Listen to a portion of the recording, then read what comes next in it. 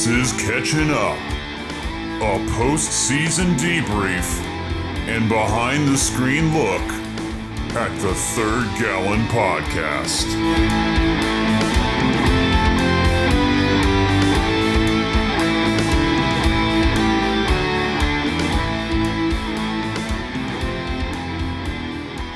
The winner takes all. Oh my god.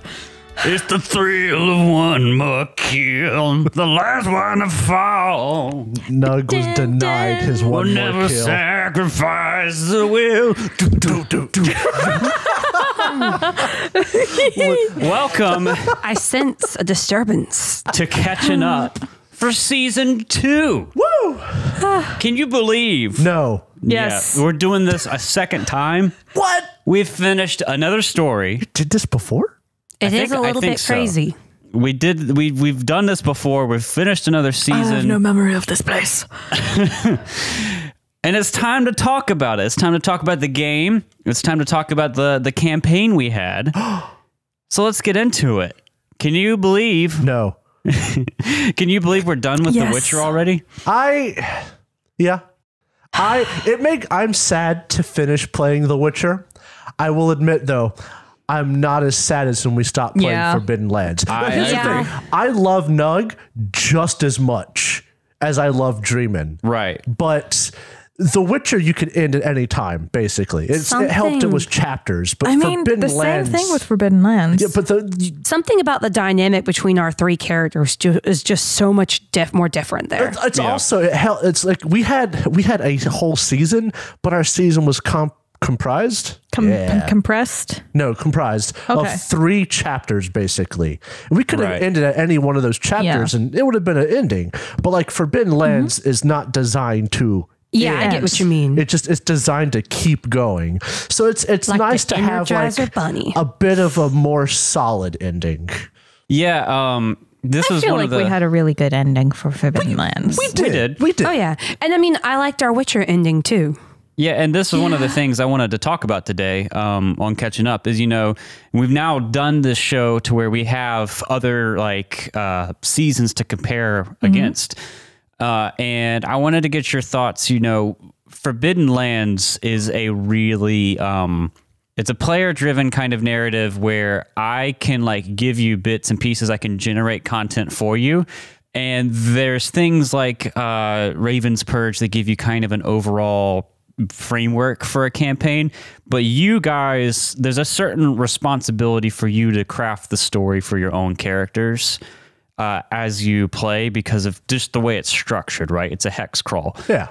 How does that stack up to something like The Witcher, where it's more of a traditional, there's no hex crawl mechanic, it's more traditional, the GM brings a story with a somewhat expected degree of linearity, I would argue, to it, especially because we also played a series of pre-written, basically small modules.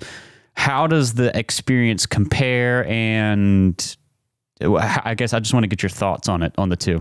Ask that same thing, but with less words, because you said a lot, and I realized halfway through I had gotten confused. I'm going to be honest I with know you. what he meant. He basically said you've got this hex crawl, more open feel to Forbidden Lands. And then here in The Witcher, we played almost like a series of 3 mini modules. Oh, so But we're and it pretty was a bit linear. more linear. open world versus railroad. Not even that. It's more, not even just open world. It's player-driven narrative. I don't come with a story. Okay. You guys have a responsibility to Yeah. generate story, and I feed you content for that. Versus I come with a story that you guys have to explore. How do those experiences compare? But that's just it, though. It's like they're 2 entirely different experiences. It's hard to compare them. You have less to lose in an open world game like Forbidden Lands, very specifically because you don't have a set goal in mind, whereas with The Witcher, we usually had an objective that we needed to fill. Right. But there's also less to gain. Whenever we fought in Forbidden Lands, it was something that we stumbled across. Whenever we fought in The Witcher, it was because we had a contract, because we were hired to do it, and there was no other option. Right. Yeah. With Forbidden Lands, we did not have this problem. We usually had a goal in mind. Even if it was just ourselves, we had a goal in mind, but I could have seen some people end up meandering about. Right. But we like having an objective. There's no chance of meandering when you play the way we played The Witcher. Right. The Witcher had goals. We had to. You're right. Forbidden Lands is much more narrative driven. We have to make the narrative. We have to have it happen. Our characters have to interact. And our characters still interact in Forbidden Lands. It's just, it was more of it wasn't built. You could have taken any character and slotted it in there and things wouldn't have changed. In Forbidden Lands or The Witcher? Or in The Witcher. Okay. You're right. I have to be a bit more specific. In the Forbidden Lands, it ended up being about our characters, I think. Yeah. Like, sure. I think that's why we missed it so hard, because we missed the characters. Yeah, The Witcher seemed to be more about the functionality of the character rather than the characterization of it. Right. Yeah. And it doesn't help that this isn't a complaint because it's just how some of these games work.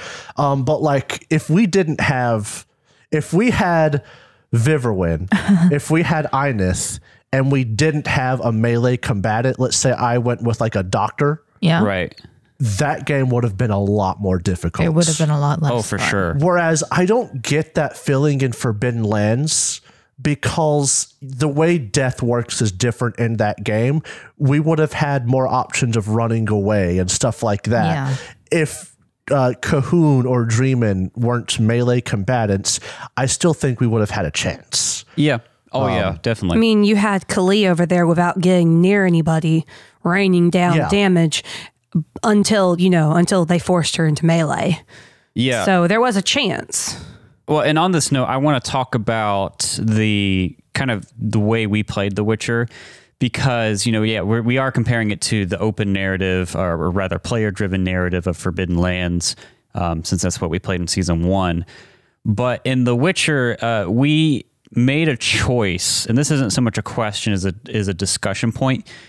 We made a choice to play the Book of Tales for a number of reasons. It came out right when we were starting our pre-production for Season 2, and we just didn't have. I made the call as the GM and producer that I didn't have enough time to write a homebrew story to play The Witcher. Fair enough. And so, for me, the Book of Tales was a prerequisite to be able to play it on the show.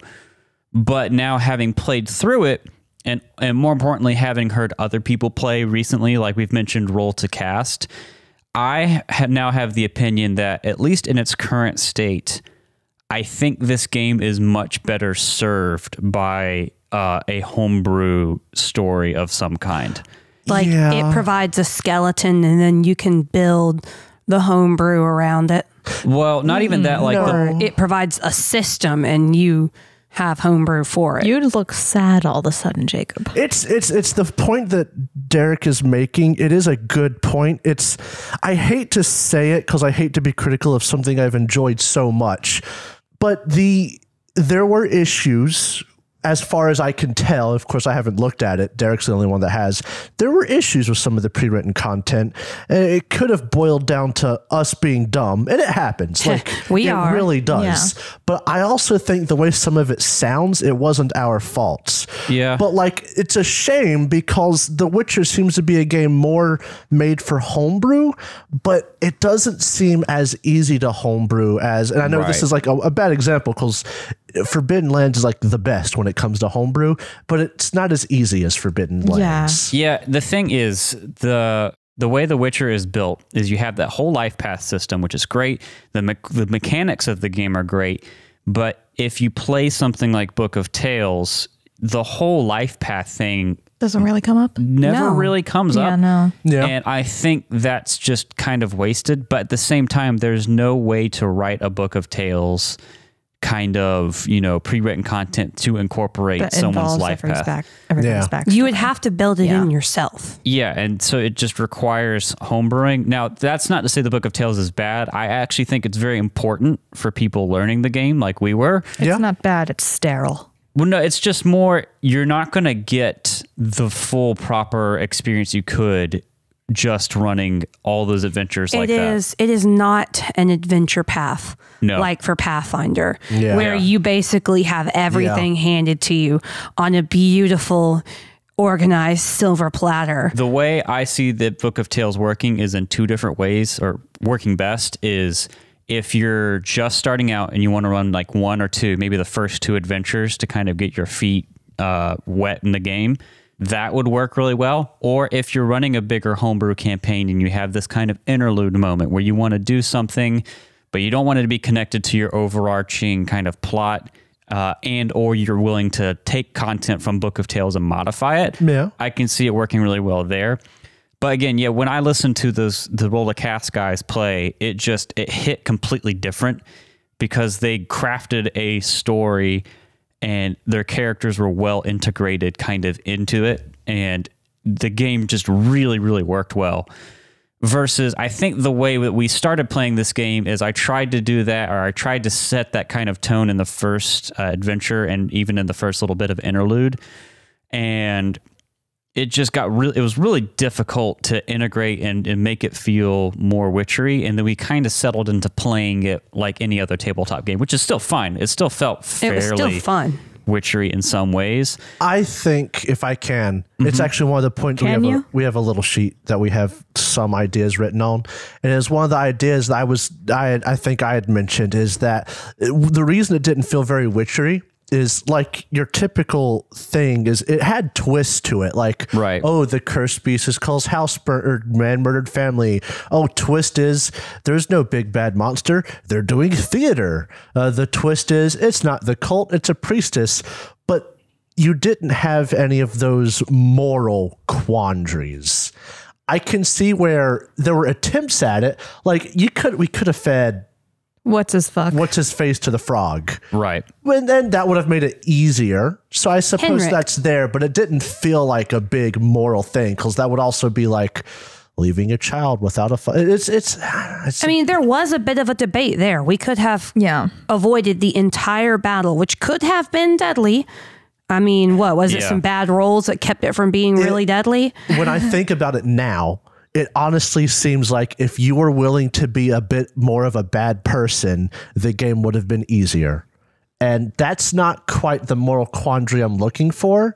I'm looking for difficulty because we feed man to frog, problem solved. We don't have to fight frog. Yeah. Or we just kill the satyr. Bam, get paid. Don't have to worry about going town to town. Yeah. Problem solved. Yeah, Don't have to fight a witcher. We didn't know that, but we wouldn't have had to fight a witcher. Fighting Oberhassel would have been very hard, though. Yeah, it probably would have. And we won't know that now because we didn't do it. But it seemed to me like the moral quandary seemed almost like a video game where it was do bad thing for thing to be easier, do good thing to be good, but thing more difficult. Right. So about fighting Oberhassel, chances are not as difficult as The Witcher. Honestly, probably. So to peek behind the screen for that particular encounter is if you chose to fight him, you would have to fight him, all the kids, and flip Why the would we rock fight troll. the kids? Oh, now the rock troll Would have just incapacitated the children. the rock troll wasn't there when we got there. He was there, but he went off after we agreed to something. No, the rock troll, he walked up with the wine after we got there. He wasn't there. That is, I mean, it was probably written in the story, oh, if we attack, he comes walking up then, more than likely. But More or less, yeah. That wasn't a moral quandary because we didn't know about that. All as far as we knew, kids and monster. And the kids weren't much of a threat unless we just got a bad roll. Right. Yeah, I agree. And to tie in even further, I think one of the best moments, at least my favorite as a GM of the campaign, is the bit we had with Durgamir, which pretty much all of that was me just pulling stuff together. And I don't know if that was so much a moral quandary with the Scoia'tael. As much as a misunderstanding. It was a twist that was definitely set up for you guys. And I had options for however you were going to respond to it. So it wasn't, I guess it wasn't so much a moral quandary, but it tied into Viverwin's life path. It was one of those things, again, I can build story out of your life path and make it more compelling for you out of this character you've made, more than the Book of Tales can do. And I just thought it was a really enjoyable moment. Yeah. Obviously, Micah was also there, and that makes it more special as well. But that combined with just hearing other people play differently makes me think that like that is the ideal way to play this game. Yeah. And what makes that kind of sad is there's not honestly enough in the core rulebook, in my opinion, to build a homebrew story. And I know why that is now, because I listened to the Rollercast guys interview Pondsmith and Pondsmith. Pondsmith and Pondsmith for all your Witcher needs. And they want to basically have a whole lot more campaign setting kind of info. But there's a problem with that because they have to pull details of The Witcher from all the different books because they're not cataloged at all. And that's a lot of work. Yeah. And then there's like an old TTRPG that like they don't have the licensing rights to that they want to pull details from, but they can't, and they have to like they have to work with like CD Projekt Red on other things because they're making this tabletop game like with their licensing.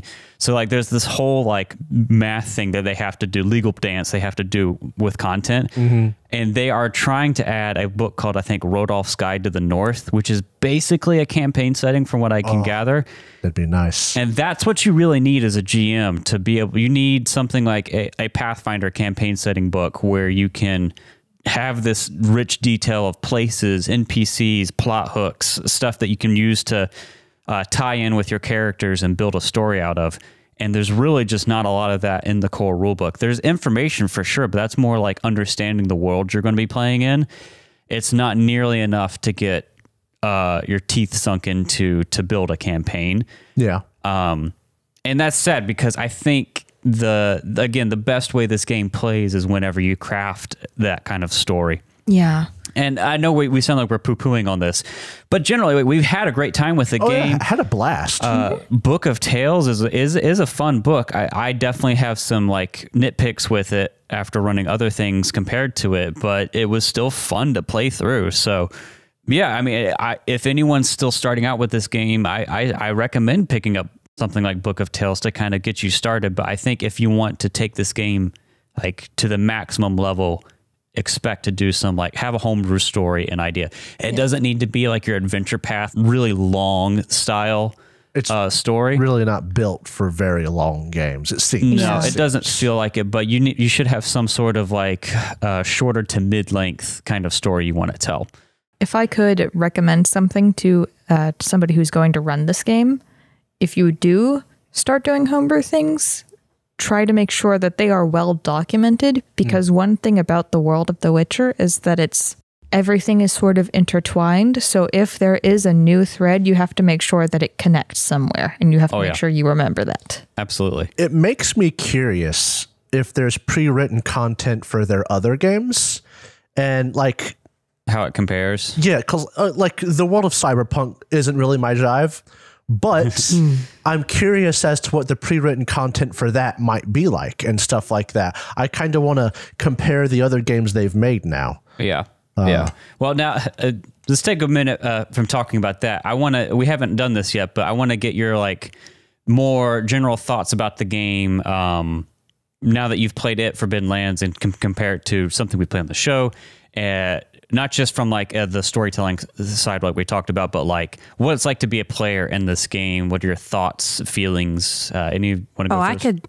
I could say I thought it was going to be insanely, painfully chunky.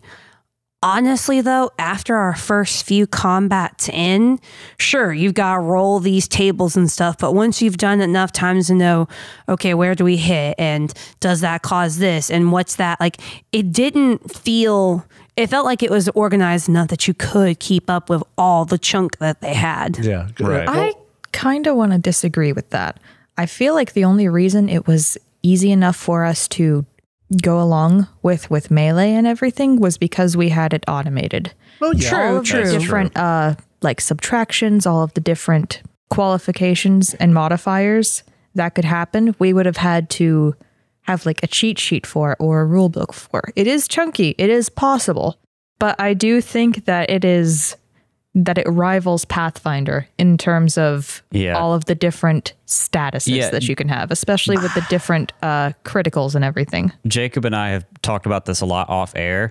There are different types of chunkiness. So like Pathfinder's chunk there's like a lot of rules that aren't super complicated on their own.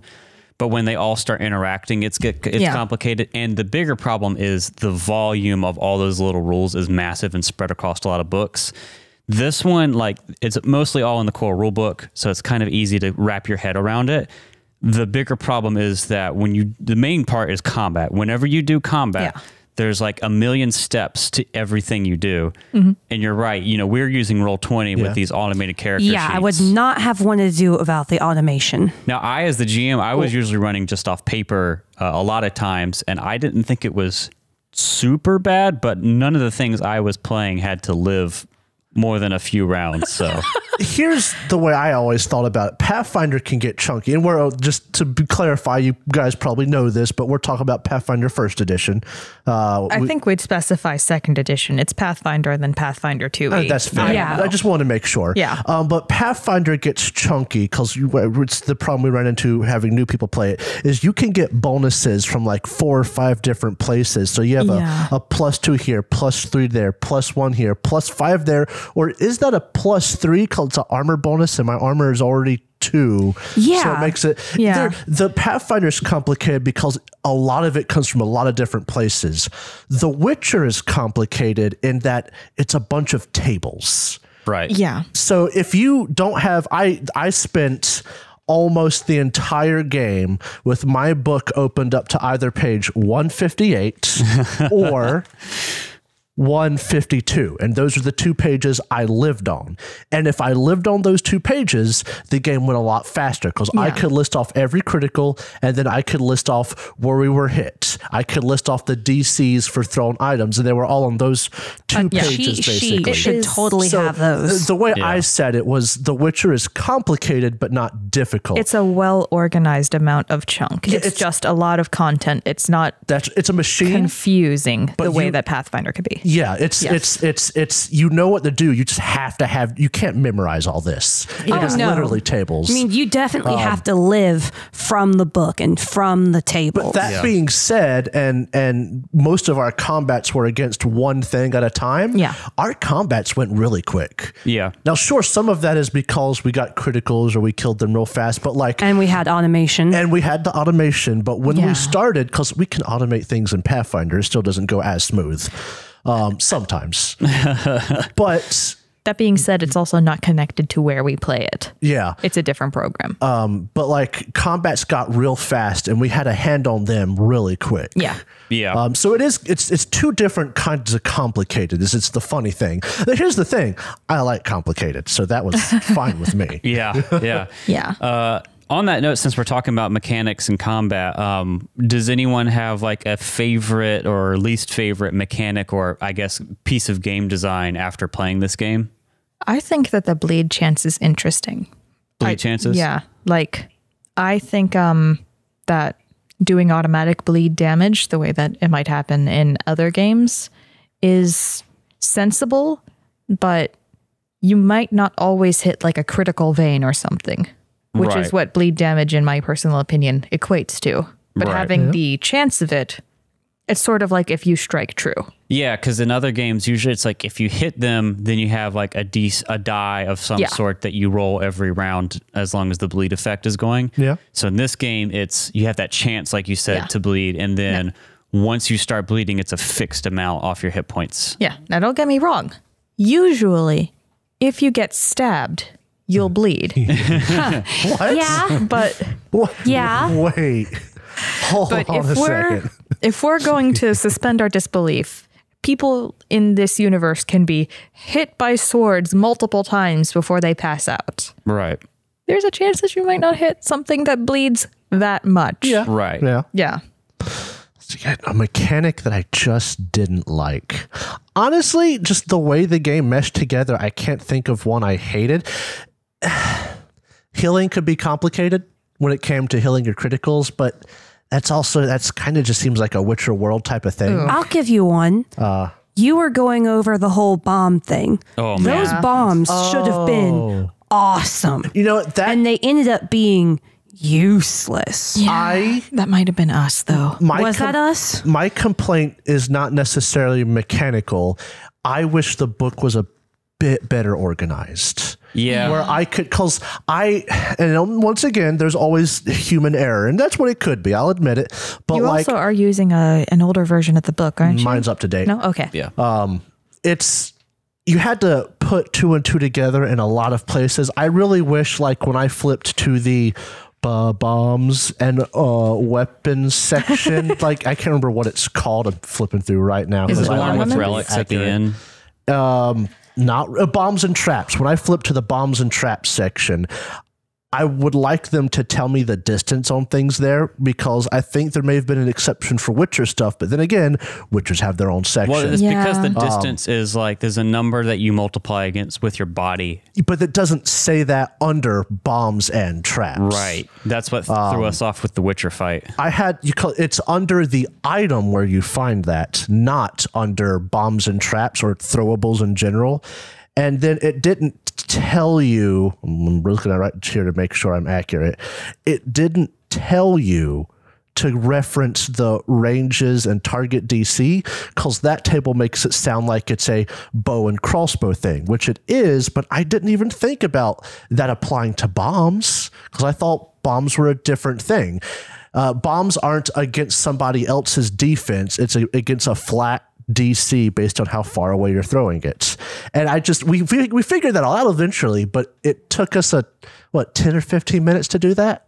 Yeah, it took us a hot minute. We cut it out, of course, but like, and even then we got it wrong because he threw a stun bomb basically. that was another thing, but Yeah. yes. And that one was like you roll stun -2 and I see -2. So you're trying to roll under a score when you stun, so you roll whatever you do for stun, and it's a -2, so subtract from your roll. That's not how it works. Yeah. You roll under No. your stun, That would help you. subtract 2 from your stun score for the purpose of that check, but it never, at least whenever It's I was the looking wording. over it, didn't say that explicitly. So you miss it, and there's a lot of things like that, but that's not like this game's fault. That's just a general RPGs are hard to write kind of thing. Yeah. But the problem is usually it's, again, not just this game, but anytime you have a more complex game rules wise, that's going to come up. I will say, though, to the benefit of this game, typically whenever we went looking for a rule and we found it, It was very fast. Was it well organized?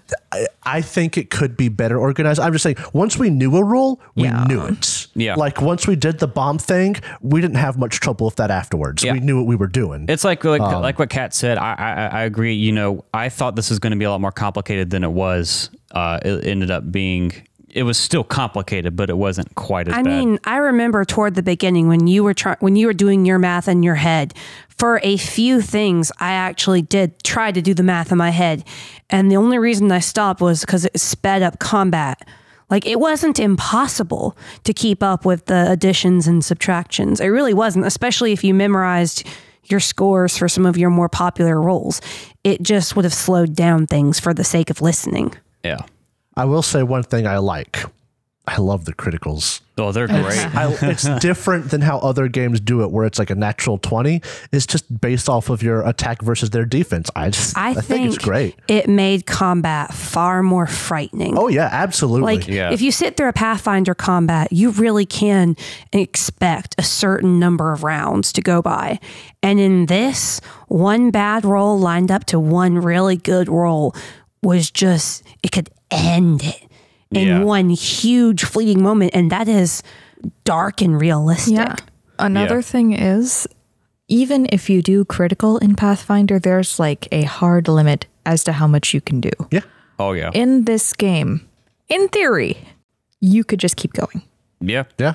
Yeah. You could just straight up one shot someone, and that is completely possible in this game. Or you could critical them 5 times in a single combat. And nothing really bad happened. Yeah. Yeah. Yeah. Yeah. The failures are more interesting too. Yeah, the fumble effects are brutal in some cases, but fun because, like, once again, it's a Witcher World thing. Yeah. The game's It's supposed gritty. to be brutal. Yeah. I'm trying to think of something that I was not the biggest fan of. I can think of 'Cause- something. I got some. I want to guess it's the sheer amount of investment you have to put in as a mage in terms of IP spend. No, that makes sense to me. Yeah, I was And about I to say- think that if I had to say anything that I wasn't a fan of, this is just a general thing that I dislike in tabletop RPGs. It's hidden rolls. Oh, fair. Like, Did I have to do a when ton you of say those, hidden rolls, you or- mean where he rolled something for Yeah. us? You did that once. sewers. Yeah, it was the save in the sewers. Yep. Yeah, and as a GM, I typically don't like doing that, but the reason I did that, so basically what's happening It was is also with the hexes. that was the only thing I did it with. I asked you to make endurance checks in the sewers. Yeah, it was the heck because he rolled when we were sleeping. Yeah. Yeah. So the only reason I did that, because I as a GM, I really don't like secret checks either. But it wants you to be surprised when the cult starts hexing you. So I get that.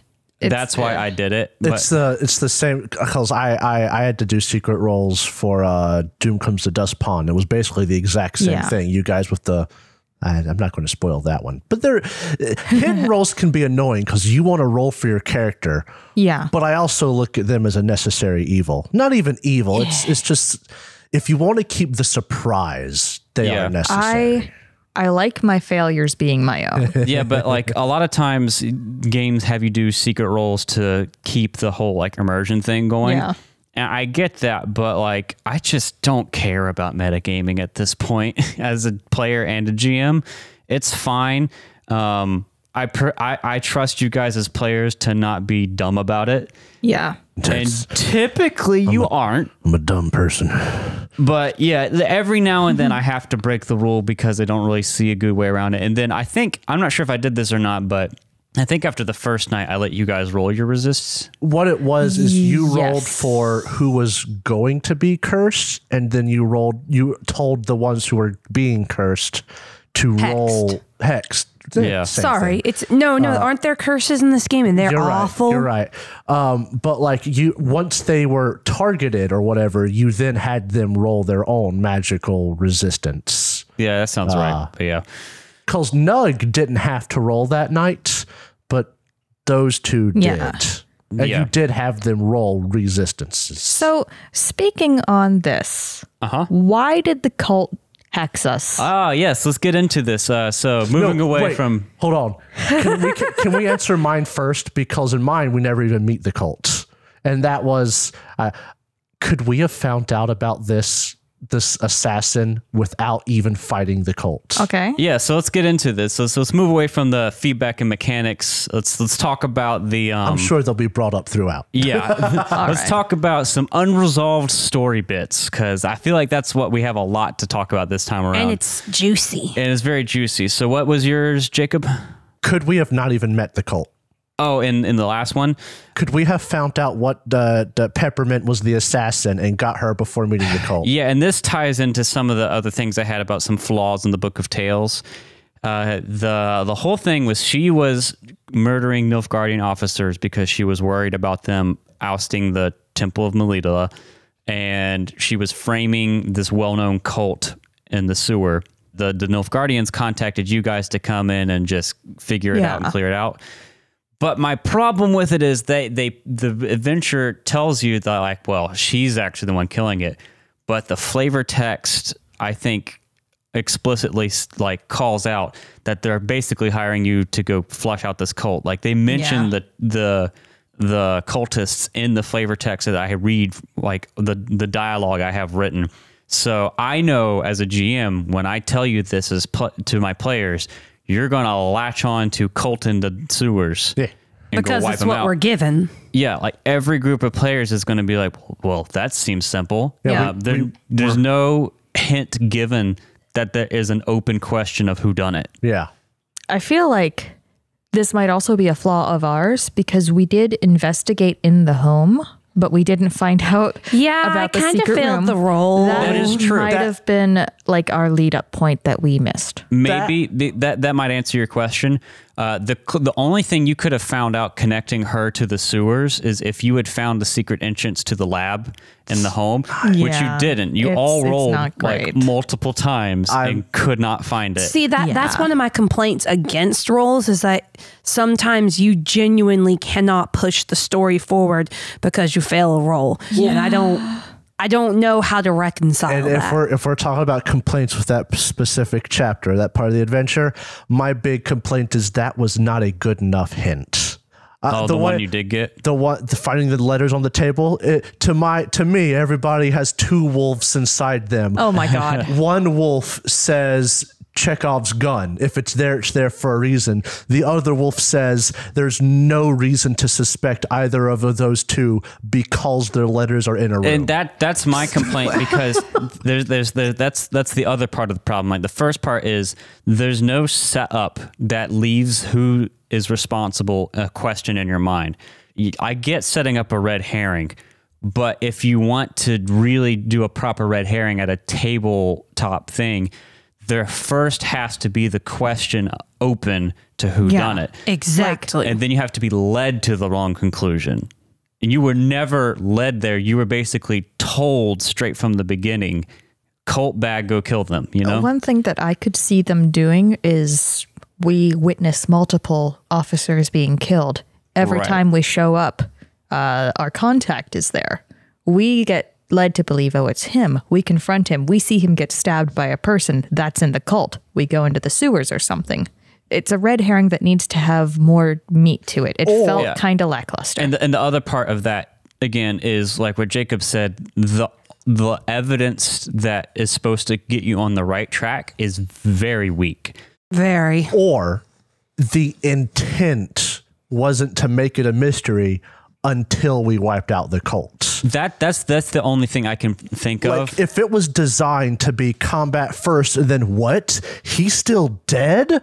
What happened? That's the way I ran it. But I imagine that would have been specifically mentioned, like, hey, your players are going to get confused and then they're going to investigate. Fight, then investigate, not the other way around. Well, that's why I wanted to set up, because like, oh, you fight, you think you're doing great, and then you have this, uh-oh, what's going on moment. And that's the way I ran it. And it was good up until you had to figure it out. And you did the sensible thing of going to the murder scene and trying to do your investigation. But the thing is, there's basically nothing in the book about what to do when the players investigate the murder. Here, let me read this to you. Development, another murder. Party returns to so-and-so, collect the reward. Overjoyed to hear him, gives you the gift, I think I said, but it doesn't pay you till the next day. And then you go there and he's dead. Where's the investigation part. And it says, if the players don't already have an idea about the identity of the murderer, well, why would you? Yeah. They'll likely have an idea where to start. Yes. Yeah. Whenever they check area for clues, roll DC 14 deduction, wherever it may be. And whenever they interrogate an NPC, they must roll DC 14 charisma, human perception, persuasion, or intimidation. Set up smaller clues based on your player's style of investigating to lead them towards the three major clues of the investigation.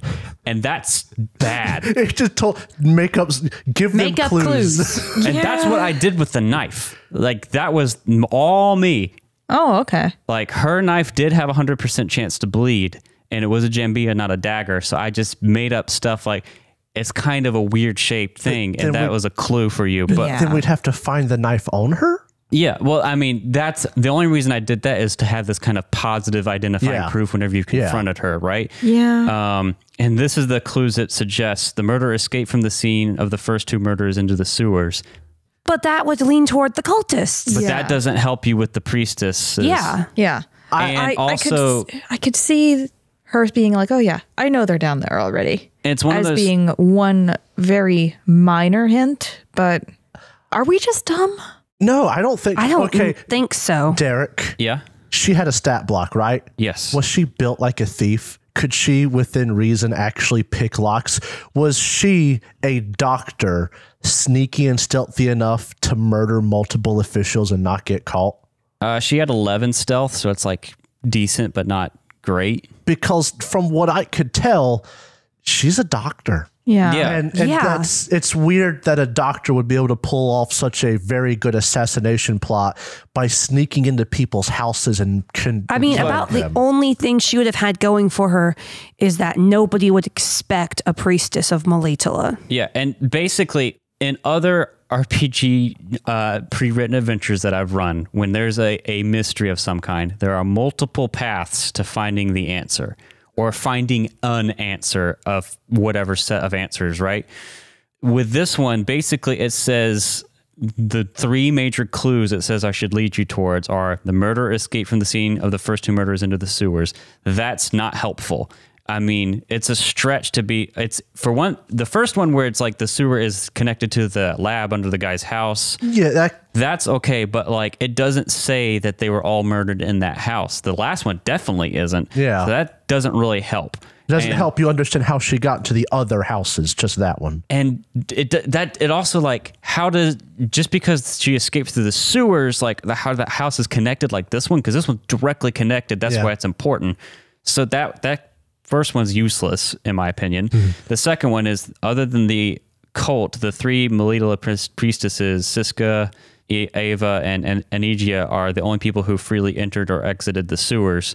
It says that, and the only reason you would know that is from talking to the other people. But, you know, it's kind of a big leap for you as the party to come to the conclusion that no one else is coming to the sewers, because you see cultists, you see refugees, The sick people. There could be a refugee doing the killing. There could be someone hiding amongst them, or the cult. Like there's a lot of people down here, so you wouldn't assume that the priestesses are the only people coming in and out of the sewer, right? Yeah. And then the last point it says is the unsent messages, and I would agree that that's a piece of evidence, but that doesn't place them in the sewers. If anything, it made me think that they had not went into that house, because if she had went into that house, She would have found the letter. She would have found the letter. Yeah. That's what that was one of the more confusing parts. It's trying to set up someone was killed in this house. This person was, in love with someone who used to live here, so they know how to get in and out. And like, yes, I guess, but like, why didn't she take the letter? That's why my first thought was the third priestess, because she didn't have a letter there. I didn't think of that until you guys said it, and I was like, God damn, that makes so much more sense than this.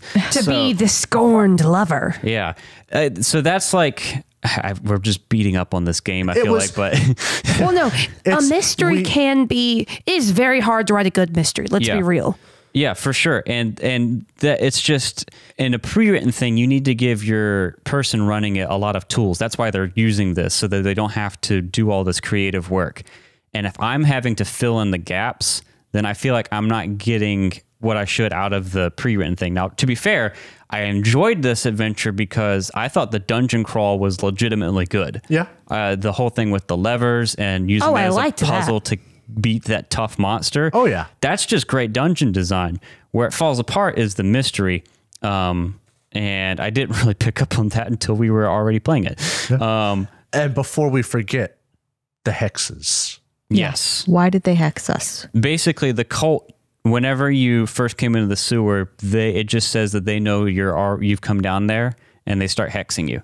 It never gives an explanation. It just says as soon as the party starts entering the sewers, the cult starts hexing them. Well, I mean, they're a cult. They don't want anyone near them. Can understand that, but I also feel like having other people living in the sewers peacefully is kind of weird. Unless they're hexed too. The refugees? Yeah. I get it. Or they're just not, the refugees aren't enough of a threat. The priestess also go into the sewers. I guess you could explain it like maybe there's a cultist hiding out in the refugees who knows you're coming after them. Okay. There's ways to explain it. And I kind of get why they don't go into the details, because it doesn't matter, really. Yeah. But yeah, it's one of those things where I'm having to do work to fill in the gaps, and I don't like that. But I would say that the other 3 chapters we played, I thought were pretty well made. My only other complaint is we ran into a similar thing with Henrik. I have absolutely no complaints about the second chapter with the theater troupe and the kids. That was great. I enjoyed that. Pretty above board. No complaints there. The first one and this one, once again, could have been player error. It could have just been us. I attributed that one to player error. Way too digging into it, but the curse inside the house threw me off more than anything else. Yeah, no, and that is again part of the book. It's not nearly as like frustrating as the mystery thing was. The frustrating thing was, I guess, trying to figure out what happened, but it was the gaps I had to fill in were a lot smaller. Basically, if you just read the book and you don't read the sidebars, which you really need to, you'll never pick up on why the house is cursed. Really? This is the sidebar for the curse of Lank Tancred. If the players approach Hild with an accusation about Henrik, she says they're stupid and they're just afraid of killing the beast. Blah, blah, blah, blah, blah. If the players approach Yongar with an accusation about Henrik, he reveals that he knows if the players approach Henrik. Basically, Yongar knows, but he keeps mum because he doesn't want to cause pain for Olgar and Hild. He wants to keep the peace, basically. You know what? That's exactly what we chose to do. So, yeah. Yeah. And if the players approach Henrik, he confesses his crimes. He's truly remorseful. He committed arson after his wife died from a combination of illness and starvation to cover his crime of stealing from the stockpile of food for the winter. Yeah, he says he was mad with grief, and he reveals his transparent blah, blah, blah, blah. So basically all it tells you is he committed arson after his wife died from sickness and starvation. But then if you look at the house, the other end of the ice cutting village is a ruined building covered in fallen snow that sets off a Witcher's medallion. Despite being covered in snow, the charred chunks of the rubble are still warm. The rubble area is difficult terrain, giving a -2 to dodge escape. I had you roll resist magic just for the fun of it. I don't think I would have done a ton of damage. I just wanted to make it more spicy. I wanted to amp up the intensity a little bit because it was cursed. It's the D&D urge. Yes. -2 to dodge escape, blah, blah, blah. The players discover a trapdoor under a slab of rubble that leads to an underground larder by way of ladder without a form of illumination. Blah, blah, blah, blah, blah. And in the larder, you'll find 4 emaciated bodies all huddled together. A small wooden platform has been placed near the bodies on which charcoal portraits and pressed flowers have been arranged. So that's all the book gives you. I know I just read a lot, but that's all it gives you. And it sounds like a lot of text, but it's not a lot of narrative content. Basically, it says Henrik burned down this house because he was covering up his crime, and he was upset because his wife died of starvation and sickness. And then it says you find the bodies down there that are emaciated, but the house is burned down. It doesn't make any sense. And you guys picked up on that, and you were right. And I was just like, they were burned, they threw them in the cellar, and then curse magic, they're emaciated. Nowhere in the book does it say that, but that's just what I went with because I couldn't figure it out. And I had a little bit of drink, but that was it. That episode and the episode where you basically just had to tell us those letters sure were suspicious, weren't they? Very same mood. Yeah. We were floundering because we were either digging into stuff or just confused. And you had to be like, it's curse magic, guys. Yeah. See, I feel like we were overdoing the curse magic one, but the other one felt less user error to me, just personally. Oh, for sure. Yeah, I feel like the same way. Too much digging in with the curse magic one. The problem was it wasn't there, and I had to make it up. But at the same time, yeah, the mystery one was a lot more frustrating because there really wasn't anything in the book that would convince a group of player characters that the person who was guilty was guilty. But fun fact, a peek behind the screen, if you will, if you had killed her and presented her to the Nilfgaardians, or if you just turned her and captured, it would not have ended the way you thought it would have. And I strongly hinted at this because I didn't want you to while she was alive and talking to you to get the wrong impression. If you had killed her or brought her in captured, they would have executed her and the head priestess as an example. Oh my goodness. That seems pretty Nilfgaardian. I mean, So really, I just human crap. Everybody is in that game. We just we refuse to see it. And I wasn't going to tell you, but you kept her alive. And if she thinks she can get out, like she obviously knows this about the Nilfgaardians. That's why she's been, trying to eliminate their presence bit by bit. So I thought it made sense to be like, hey, you can't pin this on related to the temple or they'll come after us. I thought that was a reasonable thing to bring up. But yeah, if you had just offed her, which is what I thought you were going to do when the combat started, I was like, uh-oh, this season's going to end really sad. How? With the death of the priestesses who were totally innocent. You said you completely did not expect us to fight her. Yeah. What did you expect to happen? So she doesn't look to pick a fight. And you guys typically don't pick fights unless they've been started for you. Like, that's your history. Yeah. So I thought the way it was going to go was she was going to get called out, obviously, and then talk about how you can't turn her in. It'll be bad for the priestesses. She's running away. Just drag up a dead Matt Mercer and convince the Nilfgaardians. And I thought you guys would buy it because you're generally pretty understanding, and that's what happened anyway. You rolled your human perception, and she was genuine about that, right? But I was not expecting it to get spicy. I had my GM screen folded up. I thought I was done with it for the season, and on top of my dice box, and I had to set it up mid-episode because I did not expect a combat to break out. I woke up in a spicy mood. Yeah. Drow chooses violence. Honestly, the door was open behind her. I thought she was going to run the moment we found her out, which is why I started with violence. She was going to run. Yeah, The thing But that she didn't get to her turn. good. Yeah. That's good. so if I had known that she was only a doctor and not like a cleric, Yeah. I would not have attacked her. Okay. I was like, yes, magic user, die. Violence. Yeah, I mean, I was like, yes, an assassin. I don't want to, Talk. yeah. You got the impression that she was more than met the eye. Yeah. And she Yeah. really wasn't. Yeah, but you guys handled it well. You came in smart with the non-lethal. I'm not sure if that was just reading my surprised expression. No, it's because we wanted answers, and the easiest way to Yeah, get the answers, easiest way to asking get the one who answers did is it. talk. Yeah. Capturing the bad guy is like getting to look at the DM's book. Yep. Because bad guys love to tell you about their reasons. Yeah. Sure do. Because DM's got to get it out somehow. I liked this game. We It was a lot of fun to play. we have complained a lot about a certain part of it, but you know what? It was really fun Like to play. combat was fun. Yeah, I love the way armor works in this game. I think it's brilliant. Oh yeah, that's very very creative. Also, I never got to mention the mechanic I thought was interesting. Making the damage different for where you hit someone. Oh, yeah. I thought was really cool. Like And the you hit an criticals. arm, it's not that big a deal. You hit their head, it's going down. Like that was kind of cool actually. To me at least. That Yeah. one small chance you got him in the noggin. It's glorious. Yeah, so we got a few other questions here that you wrote for me. You asked me, was I disappointed or surprised that we had so few Witchers come up in the universe? Because, it is The Witcher, and you would expect more of that. I guess they really honed in the fact that monsters and witchers are rare. Yeah, Well, but yeah.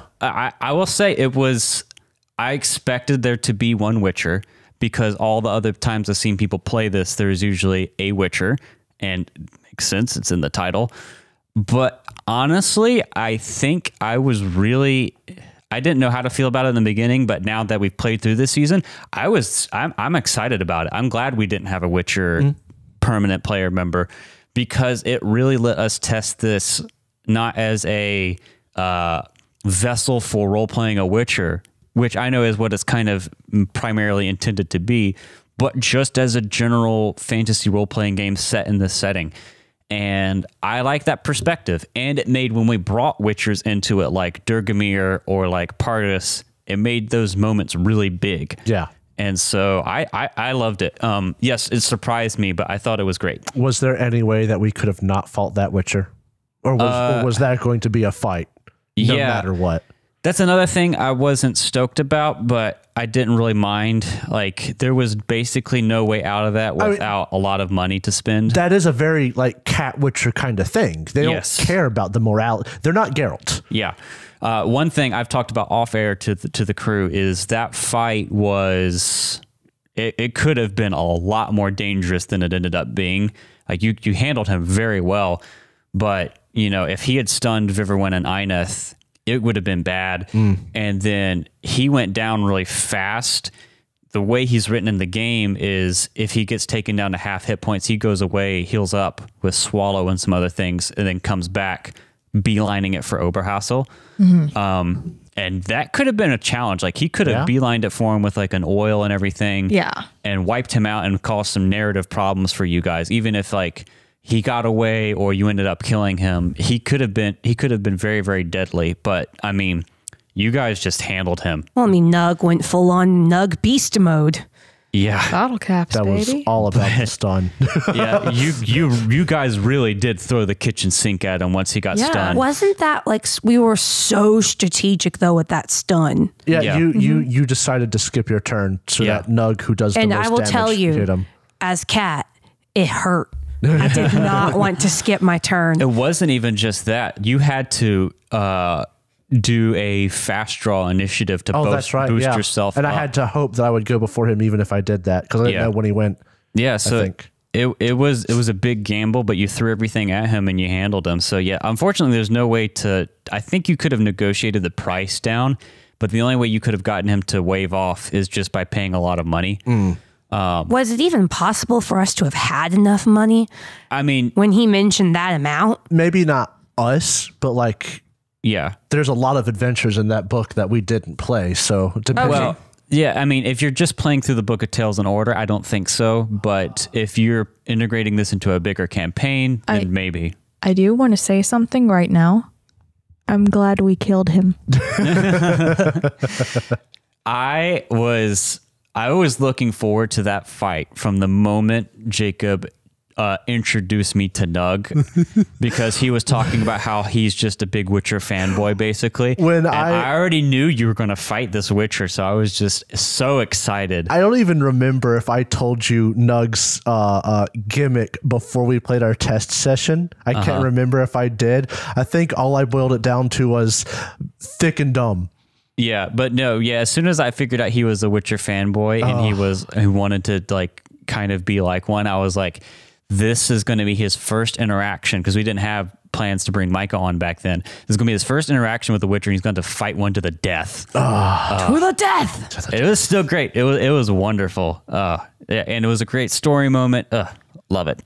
Let's see. I think that's all the questions, because the other questions you guys wrote for me, we've kind of already gone through. Yeah. Okay, so what I want to know, one of the last few things I have written out here is, what was your guys' favorite moment of the campaign? I know we've talked about a bunch of different moments already, but like, which one stands out as just your favorite moment? I kind of have two, and they're based entirely on the roles that led up to them.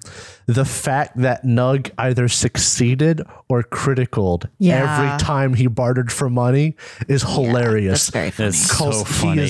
That is one of his worst skills. He has a 5 intelligence and a 1 in business. Right. And then slightly higher empathy, charisma, or whatever. So the fact that it worked out every single time is hilarious.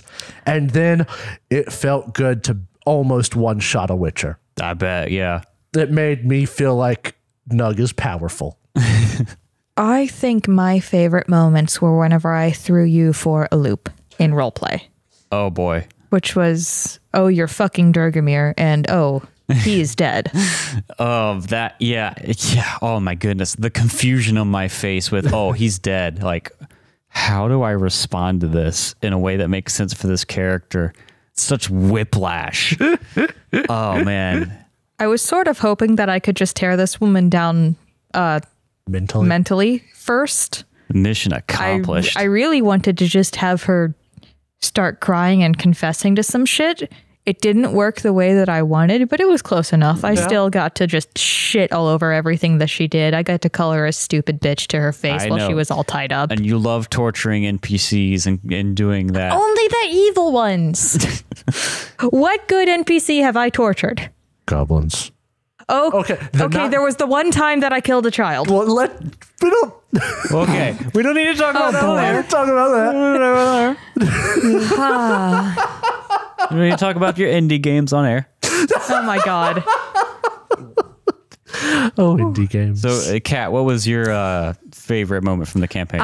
I enjoyed our antics during the party. Oh my God. It was so much fun. Like, it's a dark world and we got to goof off. Dude, I fully, like, I knew at that moment, if there was drinking, I was going to have Anef entirely ignore any chances to quit. And I let myself run with it and I had fun. I knew running that, because they did detail that part nicely about the party at the mine town. I was like, I knew from reading, I was like, they're going to have a blast with The this. other thing I liked, it was the party. Go ahead, Jacob. I was about to say, Derek, do you want to tell them what the other option for chapter 3 was?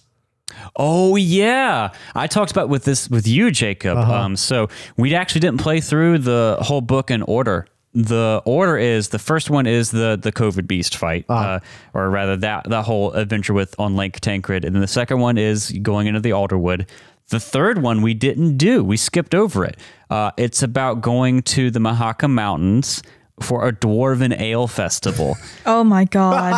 Oh, that sounds so up our alley. Just the antics we could have had. Why did you do that? It has basically zero combat, and it's all like social investigation.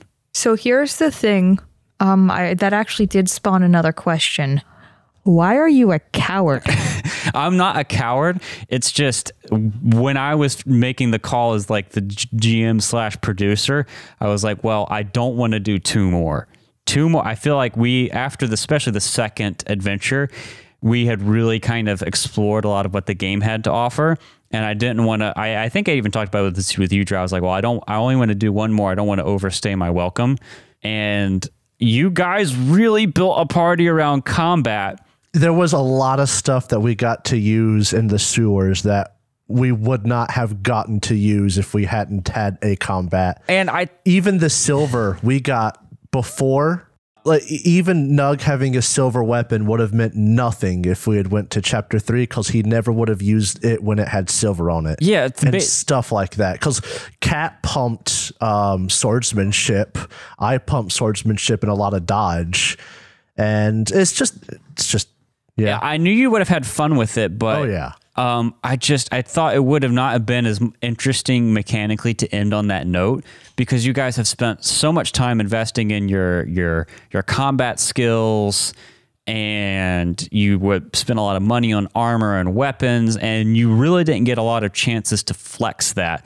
I think really the COVID beast and the cockatrice were the two big times you got to do that. And I didn't want the season to be mechanically just those two and then fighting a Witcher and then doing a big fun ale party and quitting. And to be fair, the dungeon crawl was really good in that part. And you got to fight the big bug beast. And I don't really regret it. I really wish we just had time to run all of it. But again, when we're choosing what content to put out, I don't want it to get stale with too much Witcher. And we were already trying to figure out what we wanted to do for our third season, so I had to pick one or the other, and so I picked that one. I would have loved to do the Ale Festival, but the thing is, looking back, I also think it may have been the right call, because the mystery part of this was so kind of frustrating to deal with, and that was all like a murder mystery. The whole adventure was a murder mystery thing, and so. This one, it was kind of like hidden until the end. After this, I have low confidence that the murder mystery would have been worth the effort. But yeah, the Ale Festival part would have been really fun. I think when my perusing of it, the most of the adventure is the murder mystery, and then the Ale Festival's at the end. But it still would have been a ton of fun. We would have had fun regardless. It would have been weird spending all this time and money silver coating Nug's sword to never use it in combat. So I wanted to satisfy that little bit. Kat, you had a moment you wanted to bring up. Yeah, I finally remembered. We had Nug, this Witcher wannabe. He meets a Witcher, he kills a Witcher, he gets his hands on the iconic dual swords. Here I am, ready to go. And his character and the man-at-arms is so well built from the beginning and so OP from the beginning that silver coating his original sword was better than using the Witcher swords. Then so Ineth, the craftsman, got the Witcher steel sword, and that just tickled me pink. That whole thing was what first led me to thinking of the Nug wanting to make a guild of monster hunters. Because you're just like, why don't we do this? Yeah, this whole guild thing was spawned from the conversation after that of, why don't the Witchers just have one sword? With the mechanics in the game, it makes sense. You said, Drow, the old ways. Yeah. the whole Monster Guild is based off of the idea of cheesing the new in-world mechanics. Because that silver-coated sword is just glorious. Yeah. I honestly think the rules for silver coating should be like more built around you can make a silver weapon from another weapon, but it will reduce the normal damage down to a certain bit. Yeah. Something. Yeah. Because otherwise you can just have the penultimate weapon and there's no downsides. But yeah. Nuck got his hands on those swords. And it really meant nothing. Because Eineth had already made him the perfect sword. So I got him. Well, the last thing I have here that I want to ask you guys is, did what we played, all of us have different amounts of experience with The Witcher in terms of like a franchise. Did it feel like The Witcher to you? Or did it feel enough like The Witcher? I think it felt enough like The Witcher. Okay. Like I said, I think we could have had more. I thought about it after we got done talking about it earlier. In the Witcher 3 game, you basically have a choice where you either sacrifice an entire village or sacrifice 5 children. Right. And you have to make one of those decisions. Right. No ifs, ands, or buts about it. That is a moral quandary. There was nothing on that level in any of these chapters. And I have not looked at the book, so I don't know if it was ever in that book. But I still think it felt mostly like The Witcher. It felt dangerous, and there were multiple times where even though it meant nothing afterwards, I thought Nug was going to die. Right. So maybe this is just because The Witcher has sort of crept into the way that we play our D&D games, but it didn't feel specifically like The Witcher, namely the books. Yeah. It felt like a very dangerous D&D game. Yeah, and that's fair, because when we play Reign of Winter in Pathfinder First Edition, I leaned heavily on like Witcher music and other things because it's like an ice-themed adventure set in this kind of Slavic-based witchy setting, which really aligns with it. So I see what you mean. I feel like that's kind of it's a dark fantasy setting. There's an amount of wittiness and intrigue that happens in The Witcher that was not possible because we are not Geralt. Yeah. And which also is kind of the defining part of it. It's Geralt. You can't have something that's like wholeheartedly The Witcher without The Witcher. Yeah, and this game is something I really appreciate how well it's built, and I think it does as good a job as it possibly can do to make this game be what it is. But yeah, you really need something like handcrafted for your characters to evoke that sense. Like I was really trying, especially in the first chapter, to evoke the feeling of like the books and the games. And after everything with Durgamir settled out, I kind of just settled into we're playing a dark fantasy tabletop game set in the Witcher universe, and no matter how hard I try, that's about as good as I can do with what I have right now, unless I want to, write a lot and homebrew a lot. And it really got me thinking about, the playing any sort of franchise game, Witcher, Avatar, any Star Wars, all that.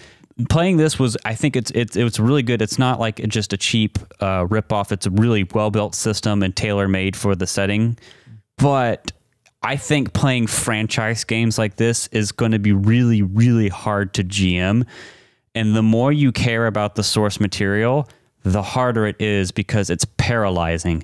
If you're trying to be lore accurate and fit in, you're just going to give yourself so many different headaches. And so I had more fun as a GM just kind of playing it like a tabletop game and having those concerns be secondary, but it felt less like The Witcher to me. So I don't know. I'm really grateful we got to play it, but I don't know how eager I would be to pick up a RPG based on like a movie franchise or a book series or whatever else, because it feels like pressure is being put on you to emulate that, and that might not be an easy thing to do. Yeah. Kat, did it feel like The Witcher to you? I know you have the least Witcher experience out of all of us, but I think Drow hit the nail on the head that with my little bit of experience, what made The Witcher interesting was that Geralt is a really cool character. Right. Did it feel like the low magic, like not very high fantasy, low magic, sort of medieval, everything sucks type of world? Yeah, it kind of did. But Right. I don't know if it felt like The Witcher. Yeah. I think that is the thing this game is bumping up against. The Witcher, especially if you're comparing it to like the books, is Geralt and like his found family, right? Yeah. I think that might be why I tend to lean more towards it being Witcher-esque, because I only know the video game. That's fair. Yeah. And this, I mean, you play as Geralt in the video game, but it's Geralt with choices. Right. And you're in control. None of them are super un-Geralty, though. No, you're right. But yeah, the Witcher books are really written about Geralt and his found family and his personal journey. And the world is a trapping for him to like go through that process, right? So taking the world out of context of him, I don't think it's impossible to do a very Witcher feeling game, but I think it's just, again, you have to put in a lot of effort to handcraft that experience. I think we had just about as much of a Witcher experience as I had watching The Witcher Season 2 on Netflix. Oh, spicy. Oh, that's mean. Okay. This is not me saying that it's bad. This is me saying that it really diverts from Oh, man. the original feeling of it. I agree. It's a different thing. And so that is a fair comparison because this is a different experience and you can't really, they're not going to line up. And that's fine. And you're never going to have the same amount of an experience reading a story that's been purposefully crafted as you will Role playing. Oh, totally. It's going to be much cleaner and much more entrapping whenever you have all these points that blend into one another with purpose rather than, I rolled this, and this. And you can do that as a GM. You can set that up, but it's a lot more difficult. And it's not going to happen in like 30 sessions, probably. Yeah. I mean, I see Especially the if they're love. only 2-3 I see hours. the attention to detail. Yeah. I see the attempts to line it up. I just don't know if you can make something quite the same. No, yeah, I agree. Well, that's all the points I had to talk about. Is there anything else you guys want to mention? I had way more fun than I thought I would with this. I did not go in with terribly high hopes and came out of this significantly surprised in a good way. I was glad to be wrong. I think the story ended just about as good as it could have with Nug being alive. I would have been crushed if we had killed Nug. Unfortunately, he dies young. He died as he lived, hunting giants. That's right. Well, on that note, why don't we cut to the future version of us? Whoa. We'll answer some questions from the listeners. Take it away, future us. Quick, buy a lottery ticket. That's the number what? Invest in. Well, it's us from the future. Hi. Future us. It's future me. Oh, but we actually have some questions and comments from listeners this time around on Catching Up. Got questions? People listen to us? I know, right? Could not have called it. We got questions. Rise, my army. Yeah. You'll recognize some of these names, I think, from our YouTube comment section. Yeah. First off, Pete from the UK has a number of different questions for us. I'm sorry, but the fact that we have people not from here that listen to us still, we have a couple of people that still baffles me. It's hard to wrap my mind. From the UK, the land from of the tea, UK and George. and George. Thanks for listening from across the pond. But yeah, that's awesome. Yeah, I think Pete is Bridgie P on YouTube. I think so. We'll find out. That's such a fun name, Bridgie P. Yeah. But he writes in, one of his first question is, what do you think the best and worst aspects of the Witcher TRPG are as a system? And I know we've touched on this some, but I've been thinking about a little bit. Yeah, we're months out at this point, so we could say something different now than we have earlier in the episode. It's been about a month and a half since we recorded the first part. Yeah. I'll say for me, I'll just start this off. I really like the combat system. I think the crafting system is also pretty good, if maybe not as much utilized. Obviously, the weak parts is it doesn't have a lot of GM tools. Yeah. But that's not debatable whether you can call that part of the system or not. I would say the weaker part to me is everything outside of combat. So crafting is pretty good, but like everything else is just skill checks. So there's not a lot of rules about what does what with skill checks. They just kind of tell you like what certain skill bases represent. And then I think additionally with that, there's a lot of skills for your profession skills that you can get that are kind of very limiting. Like Cat's craftsperson skills were clutch. Nug's man-at-arms skills were kind of not much to write home about. I would have had to up them a lot more to make them more useful than my just typical smack you skills. Yeah, that would be Typical mine. smack you skills. Bam! Does anyone else have anything they want to add into that? I honestly, when I'm asked the best and worst part, I can't think of a worst part. I think the system actually works pretty well.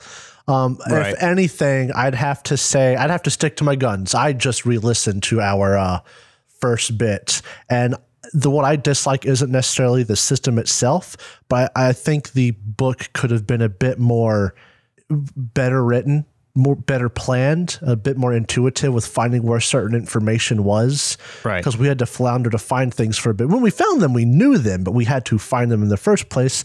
That was sometimes a bit difficult. But as for my favorite part, I liked the critical system. Oh, yeah. I was a big fan of not only having the criticals be based off of, an amount over an amount, defense roll versus offense roll. I thought it was fun that there were various different criticals, from simple criticals to absolutely gonna kill you criticals. Right. I liked the range of criticals that there were. Gotcha. Yeah, I'd have to agree with Jacob on that. The sheer range of criticals was really nice. And we got to experience a pretty decent range. Yeah. Oh, yeah. Yeah. Anyone else have anything to add? Good parts, bad parts of the mechanics game system? I feel like this game is not complete without a Witcher in the party. Oh, yeah. And that might be like a drawback of the system, and it might just be that we're stupid for not having one, honestly. Maybe. Yeah, I definitely feel like the game Expects you to have one. Yeah, expects you to have one. When we were playing Book of Tales, there was a lot of different parts where it not just had caveats for one, but it kind of like it enhanced the player experience if you had a Witcher. Again, I think I've said this before in the episode already, but I really like that we didn't have a Witcher because it let us try some things and push the limits of the game. And one kind of problem I see with that to tack on is if you have a Witcher player character, they're just going to be better than other player characters.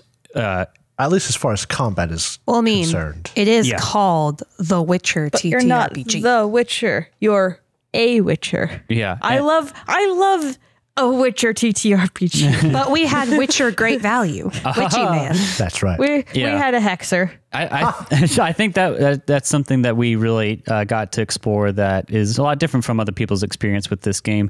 And I think it let us look at the game a little bit more as a game. As a TTRPG rather than just a Witcher simulator. Yeah. Yeah.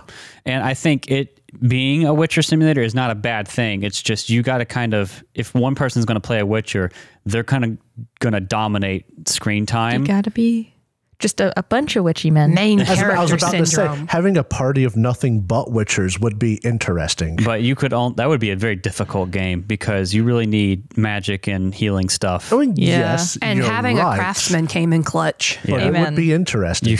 You can't heal and you can't talk to people, but you can smack. Yeah. Smack all. Who needs healing and talking when you have smack? It's like smack down enemies before you must get healed. We have just summed up Jacob's entire TTRPG career.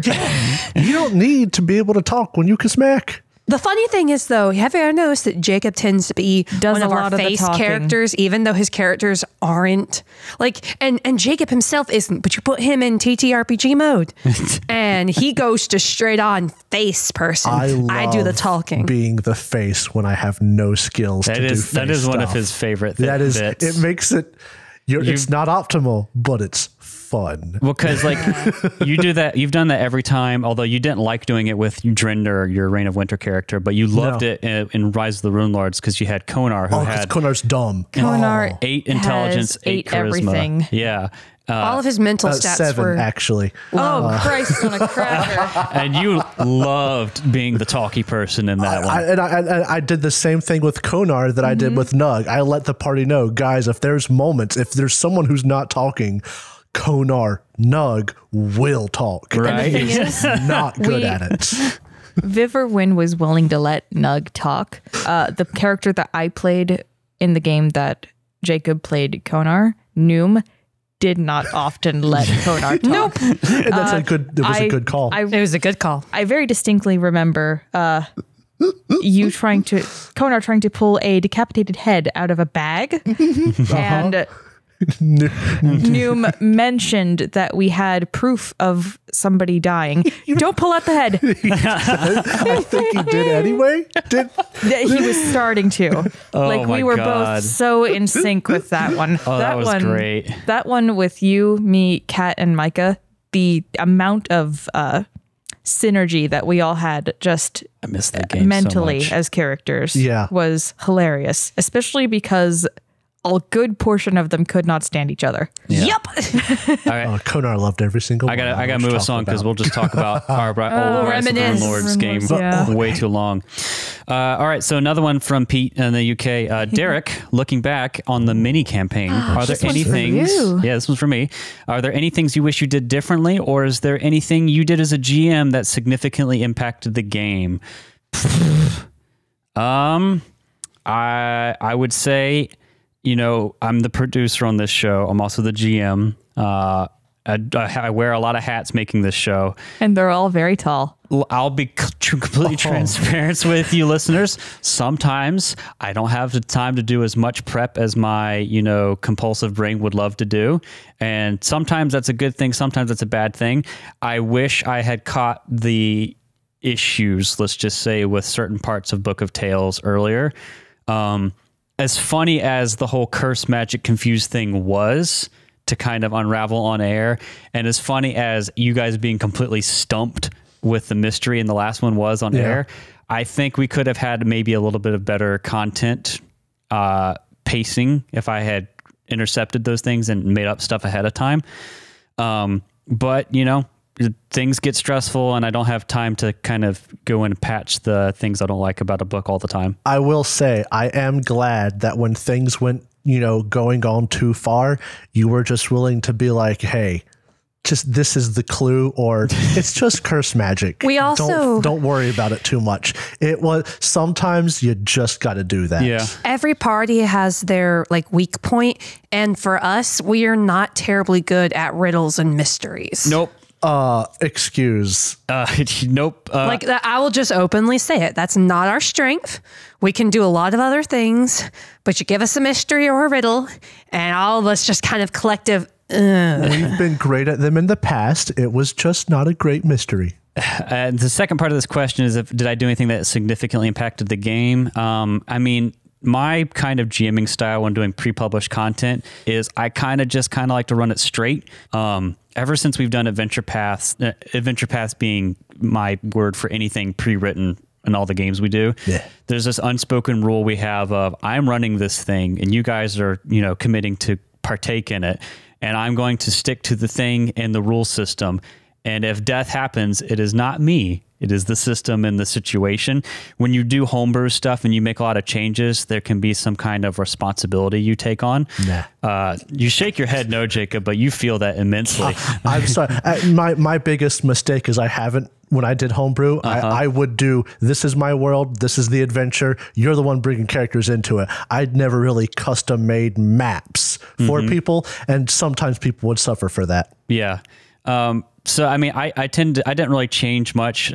Some of that was a detriment. The only thing I say that I did as a GM that kind of impacted the game is somewhere around the episode titled, I don't know, Nice Cockatrice, Bro. Yeah. That was kind of the last straw of me really trying to hold on to what I thought was a Witcher feel for our game and just let it devolve back into Gremlin mode. And I don't really regret that because it was a lot easier and a lot more natural for us to have fun playing that way. But I did feel like, we lost a chance to tell Witchery kind of stories. But then again, this podcast is about us trying games, and we're never going to be The Witcher. And I think it's more fun for us to have fun, even if every game we kind of beat into our dumb gremlin fun mode. I think that is just the way we play. And, it's good for us to branch out and try new things. But, if that's the way we play, then that's the way we play. So that impacted the game because things got exceptionally more silly after that episode. I don't know what you're talking about. And I think that was fun. I think that was good for all of us, at least at the table. And I think everyone listening pretty much enjoyed it. I was worried for a while because there was like a drop off in listenership after Micah was on. You guys listening don't get to see the download numbers like I do. And I was worried that the silly was going too far. But then we got to the Elden Ring stuff and I stopped caring because it was hilarious. All right, next question here, also from Pete. He has a bunch sent in. Drow, Cat, and Jacob. If you had to make another character, what profession do you think looks fun to try and why? Witcher. Because Witcher. That is a valid answer. I was going to say the exact same thing. All right, let's do it on 3. 1, 2, 3. Witcher. Peasant. How did this get messed up? Because I'm slow. Have we not established that I'm slow? I love you so much. There were 3 classes that if Nug died, I wanted to try, and none of them were The Witcher. I would have wanted to try out Priest or Druid because they were mixed in at one point. I would have wanted to try out Peddler, but honestly, if Nug had died, I probably would have made the April Fool's joke class the Peasant. It's great. Because the Peasant actually looked like a lot of fun. It is just really great. And it's fun to play the dumb character. That's right. I'll answer for Micah here because fun fact, Micah played the Witcher in this game, the Witcher player character. Disgusting. I was on a call with him just chatting on Discord, and we brought up the fact, related to cowboy stuff, that there is a literal class or a profession is called criminal, right? Yep. Because Micah talks about his roles of the outlaw, the lawman, the criminal, and he didn't know. I don't know if he just missed that in the book or what, but he didn't realize there was criminal. I think if he had to make another character, or if he knew that was there, he probably would have played criminal. I thought when Micah came in, he was either going to be a Witcher or a criminal. Yep. It's like, I remember I did look at the class that was, what was it? Was it priest or doctor? Yeah. There was doctor and there was priest. I did look at doctor and priest as well. Yeah. All right. So we got another question from Pete here. We got questions from 3 different people, and Pete had a lot to say. And he says, if you all had to pick a favorite character from the campaign, who would you pick? And why is it Nug? I would have to pick Nug because honestly, I find a deep joy in playing dumb characters. I honestly do, and that's what Nug. I like Nug because Nug allowed me to have my dumb character, and it is great. We had Cahoon the first season, and we had Nug the second season. That's right. That's right. Micah's Witcher. Oh, really? Yeah. Yeah. Again, with taking my answer. I'm sorry. We're just both right. I'll take that. I'll jump in and say I was going to say Durgamir as well, for a different reason. I'll fight all of you. The reason I love Durgamir is probably because I have a lot more stake in Durgamir as a character, because me and Micah, like with all of you, I sent you information on how to like make characters. Jacob also read the whole core rule book with me. A lot of you dove in and made characters yourselves and like worked with me when you had things come up. Me and Micah like literally sat down together and made Durgamir, and then played a test session with him all like in the same night. And then I made that spin-off little adventure for Durgamir, right? So I had a lot of like GM investment in Durgamir. I love Nug. I love whenever Jacob gets to play his dumb characters because it feels like every other character you play that isn't dumb is just a break in between the character you really want to play, which is the dumb, very dumb.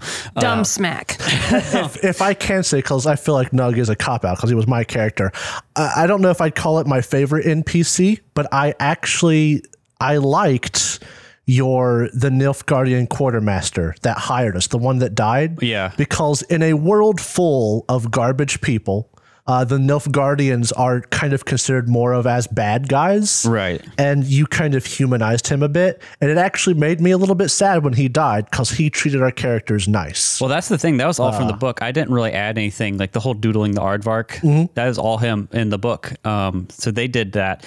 And I understand why they did that because there's nothing that is a better predictor of who's going to die in the Witcher RPG than a character that is genuinely nice. Yeah. Yeah. Does saying that I liked the cook in the 5 Under 4 company count? Yes. Yes. I mean, it's not a player character, but there's a good character. Well, did they say player character or just in? Did they? Said, and why is it character, favorite character. Okay, there we go. Yeah. That's what I thought. Yeah, I love the 5 Under 4. I added that in. I did add in a lot of stuff. Yeah. Everything I add in, I view as a shit post, I think, though. So, I also liked the youth pastor for Keith. Oh, yeah. Throw that out there. I didn't add that in. He was a character, but like the way you played him. When I introduce an NPC, I try to anticipate the angle you're going to understand this character as, and that was one of them. So as soon as you said youth pastor, I just ran with it. Yeah. There wasn't enough. You know who's really sus, Baka? Jesus. Oh my God.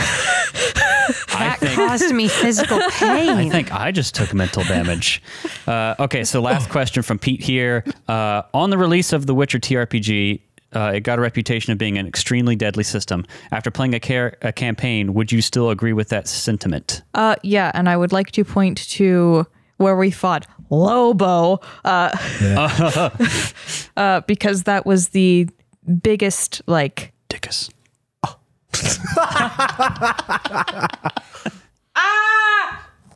You good? It really showed what happens whenever you have a critical that goes just absolutely south for a character. Yeah. It is deadly. Make no mistake about it. We got very lucky with a lot of our rolls.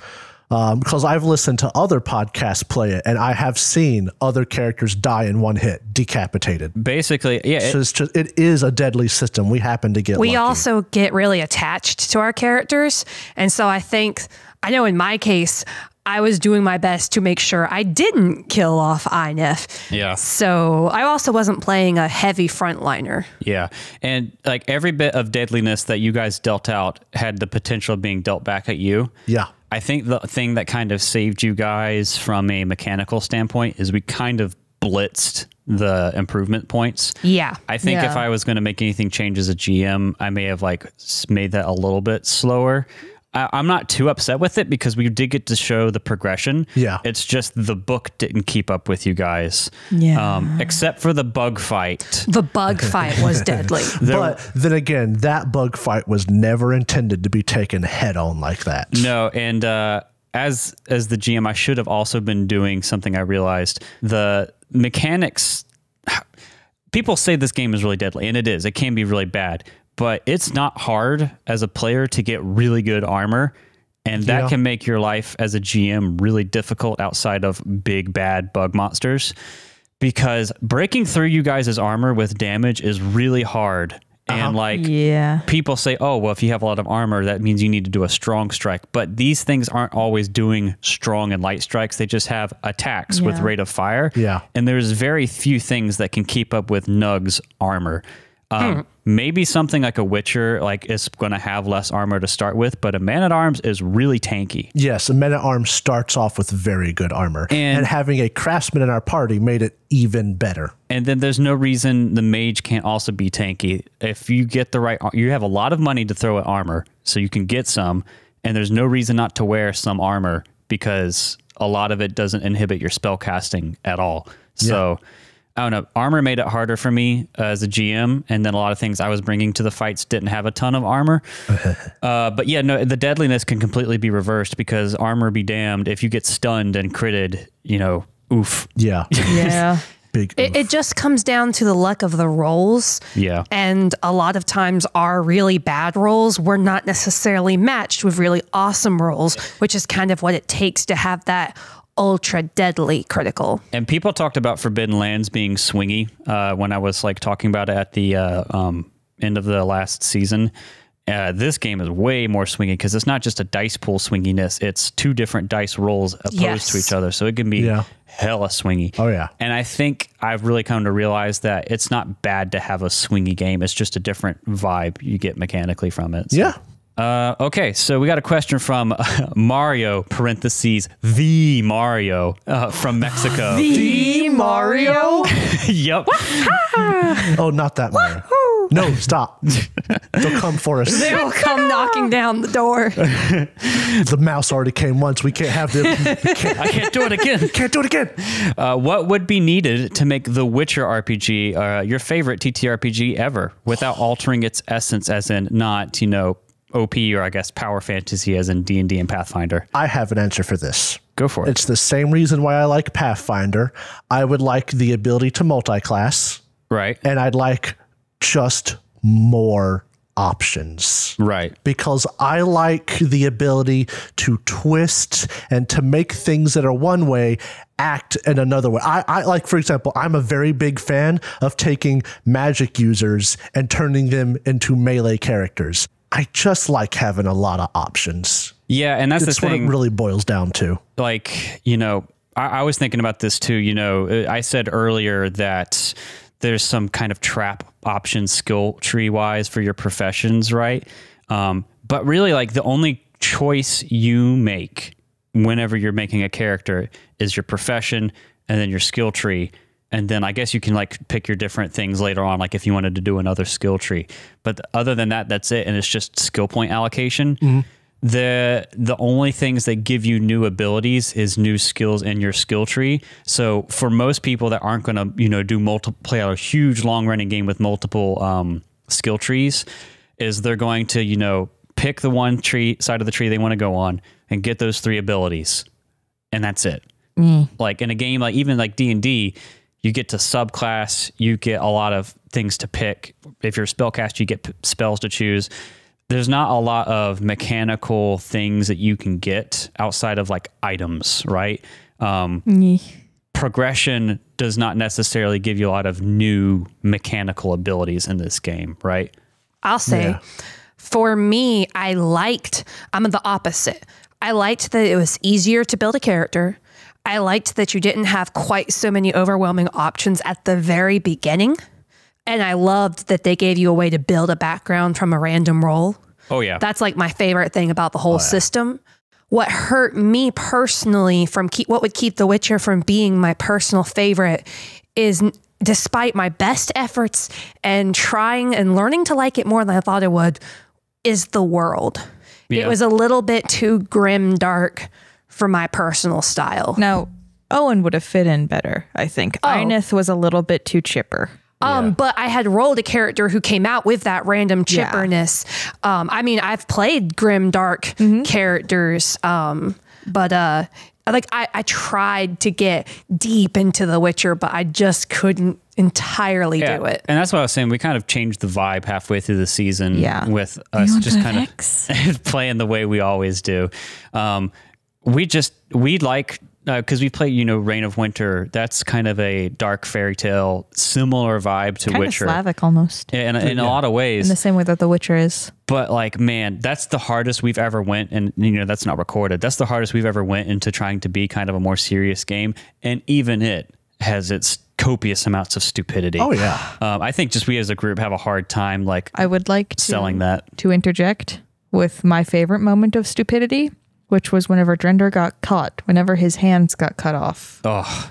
And we had Lyrian sneak into where he was being held, stuff him in a bag, and run away. Pathfinder mechanics, and then we found out that his hands couldn't be reattached. So we had we had like 90% of a perfect body. Yeah. And we had to kill you Yeah, so that you could be reincarnated. put a So you bullet in his head. So you stuck your fucking hand nubs at me and said, draw, because I was a gunslinger. It was so traumatizing, but also so dumb. And then, like, later on in that same campaign, your character Lyrianne got the insanity spell cast on you. You had no way to fix it, and so we died. You killed yourself. Yep. And got reincarnated because As that would fix it. It's just so like 1% chance To come back is the exact same thing. You and your insane luck. If you were in an anime drought, you'd be favored by the gods because of your luck. It's because of the colored hair. It's our gimmick that we just like joking and having fun. And even in the most serious situations, you can throw in a joke or two, get a giggle, and have someone die. I'll pull it back to the Witcher stuff and all that. I think I built my characters backwards. Had I been goofy in season 1, because in season 1 I was the more You were stern character. And you were needed. Closet sociopath. And it helped, I think. I think it helped the dynamic. But like Kali would have fit in so well in the Witcher universe. Actually, yes. Yeah. And it's just funny to me that if I could swap them, I think I would have gotten into the zone better. Yeah. Yeah. I mean, I think that having 2 serious elves would have made this a much less exciting season. True that. Yeah. I enjoyed playing Minnesota Nice. and this question, it blends in with Mario's next question. It says, will you be retaking the Witcher RPG in the future, as in like homebrew adventure or completing the Book of Tales? I'll just say this much. I think I'm good. If we ever came back to the Witcher RPG, we wouldn't finish the Book of Tales because I kind of didn't anticipate finishing it anyway because I wanted to leave some of that for people out there. Yeah. Our goal with it was to try it out, experience it, play as much of it as we wanted to, and then along the way kind of teach people what we learned on how to play. It's just like what we said, this game is a couple things. If we were going to ever come back to it, it had to be a homebrew adventure because it's built for that. Yeah. Yes. But the problem is there's not a lot of GM tools for that. And homebrewing requires a lot from me as the GM. So I don't think I actually answered the first question asked. I don't think that this game can be changed to be a favorite because of what it is. It's not supposed to be a very fun and exciting world. It's not supposed to be like full of life and full of like power trippiness, which is something that you get in other TTRPGs. I don't think that you could change anything about it and keep it basically the same to the point that it would be my favorite. And I think that's also one of the reasons why we wouldn't go back. Yeah, that's like what you would prefer is more power. If I may, the Witcher RPG would probably be your favorite RPG if you love The Witcher. Yeah. Sure. But you would also have to play a Witcher. But because it is a Witcher RPG, if you do not love The Witcher, probably won't be your favorite. And here's the thing, I love The Witcher. Well, I mean, love The Witcher. There are people, you have to like The Witcher as much as some people like Warhammer. I don't think that's possible. No, I could, I don't think we're going to come back to the Witcher RPG on the show. Yeah. There was a time when we had just finished it where I said, I don't think I could run this again. But I've changed my stance. If I ever had the time to put together a homebrew story, I could see us playing this again. It wouldn't be on the main show because we try new games and we've already played this one, right? Yeah. If I was going to do something, I would, so homebrew, because I feel like that's where this works the best. I would not do it in a long running campaign because I just don't see this working well as a long running campaign. However, now that we've played it, if we started a new game with it, I would have everyone start at a higher level of like ability because it just makes more sense than where you start at base. That's just kind of a pain in the butt. And then I would set the homebrew story probably somewhere that isn't front and center in like a lot of people's conception of The Witcher. So either in a kind of bright and sprawling city like Novigrad, or in somewhere that's more fairy tale-esque like Tucson. Tucson. Because the grim darkness can be there, and that's part of The Witcher, but we have a hard time vibing with that. And if it were just us and we weren't recording, we could play The Witcher and we could make it goofy and we could have fun with it like that. But we're also like producing something, and you can only do, you know, what we did, which is take a really dark and depressing fairy tale and goof it up so much without it kind of getting repeated. So I would want to like try to take the game and the setting and make a story that plays to our strengths and do kind of a 10 episodes, something like that. I don't ever see us having time to do that because, you know, we're too busy making our main show right now. But that's the way I could see us come back to it in the future.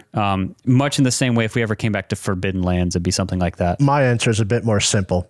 As much as I liked The Witcher, because I loved playing The Witcher, there are other games I want to play more. I'd rather play Forbidden Lands or Pathfinder First Edition or other games I've played and enjoyed, but I enjoyed more. Yeah, that's the thing. It's, you know, saying we don't know if we're ever going to come back to it isn't an indictment on The Witcher. If you love it, then that's great. I mean, we obviously had a great time. We played 23 episodes of it. Yeah. And I loved it. There's just a lot of good games. And I think a game like Forbidden Lands in season 1 fits our storytelling and kind of like play style really well.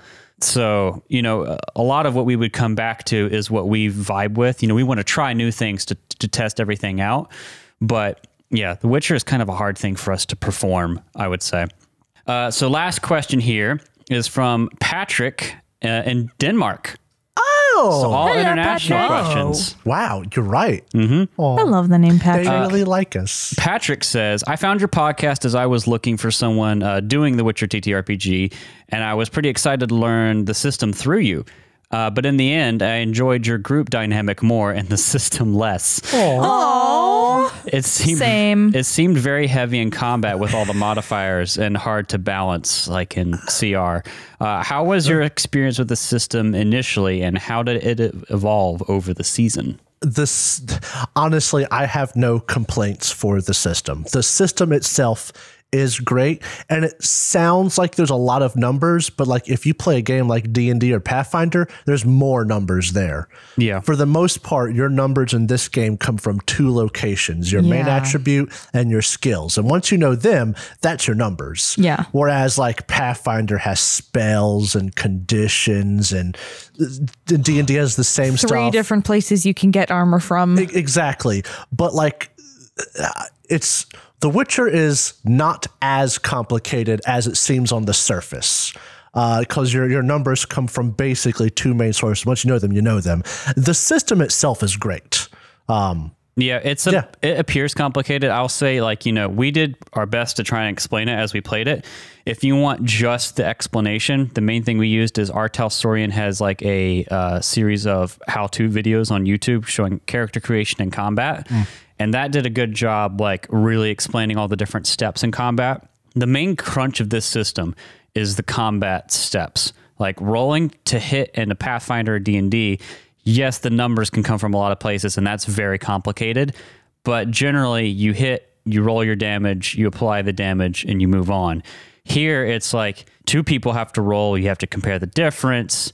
Then if there's a hit, you roll the damage, apply armor. There's this whole like step process that has to happen. Then if you crit, there's even more. Yeah, and if you know that step process very well, the game's not that complicated. The numbers aren't really hard to add up. They only come from a handful of places.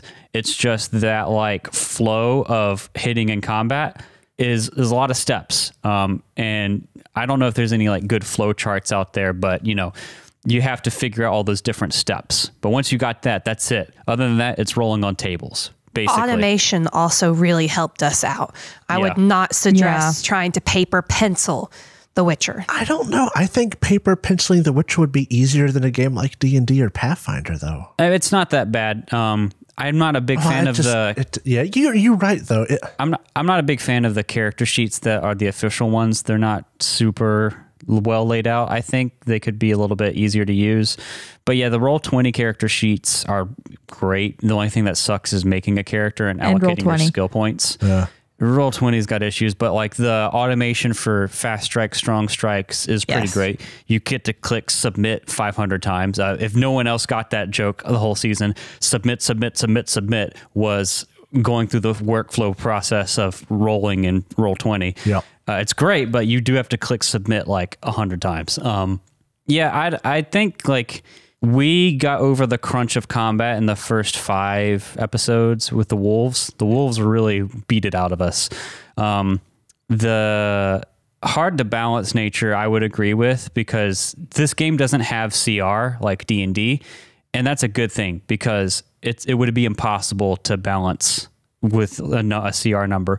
Most of the time, the pre-written stuff will tell you if you have this many players, add blah, blah, blah more things, because the number of things in combat is a easier way to balance.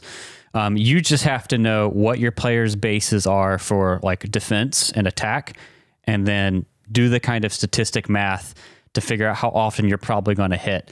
Like if they average a 5 or a 6 and you average a 5 or a 6, do you hit? You know, that's the kind of math you have to do. And then you have to look at how much damage your monster does and whether that'll ever get through your character's armor. So it's a little bit more complicated to GM, I guess, with balancing things. But looking at the bestiary in the back of the core rulebook honestly made me feel like you weren't supposed to care about the CR. It made me kind of feel like Forbidden Lands-esque, where the monster's going to be there no matter what your level is. Yeah. It's up to you to figure out how to get rid of it, whether it's tough or easy. And like that's the vibe I got. And as a GM, you shouldn't play something like a fiend for a party of relatively new players, because even if they do get the vibe check of run away, they might not be able to.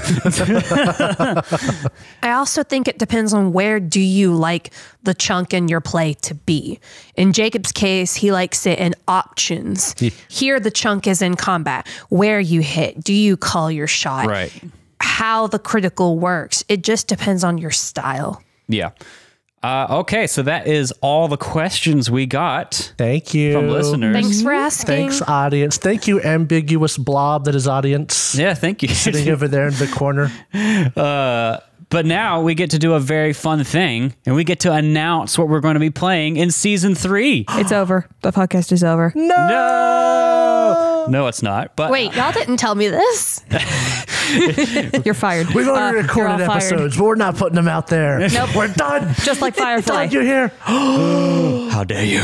No, I but just started watching Firefly, and Is it I'm good? it is so good. People love is it. I so have yet good. to watch it. It is a space.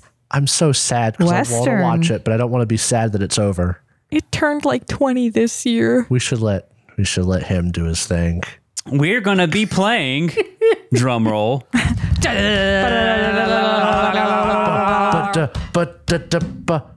Pathfinder 2nd Edition. But not just Pathfinder 2nd Edition. Oh, no. Not just your normal sword and board fantasy with a big game system like Pathfinder. No, we're going to be playing the Outlaws of Alkenstar Adventure Path. Let's just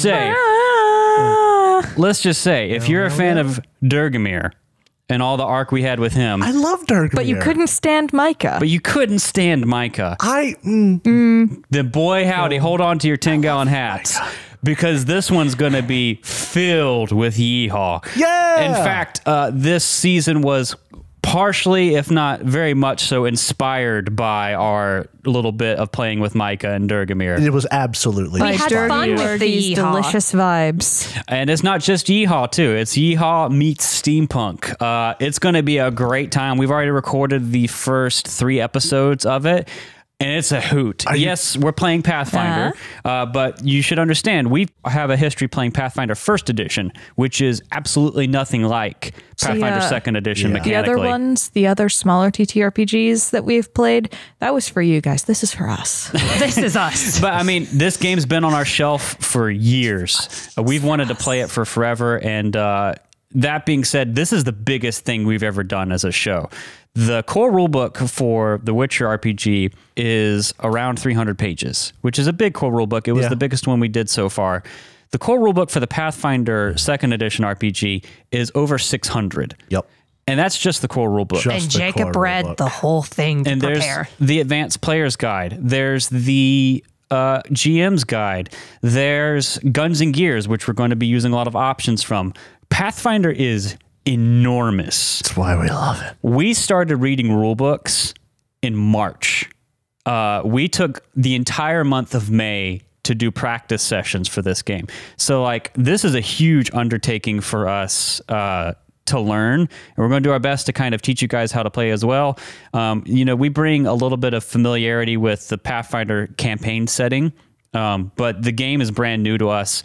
We've wanted to play it for forever, and we're very, very excited to take this opportunity to do it on the show. Oh, very. With you guys. It's going to be yeehaw. It's going to be some steampunk. So grab your bronze goggles and your 10-gallon hats, because Outlaws of Alkenstar is a hoot. Get ready to draw.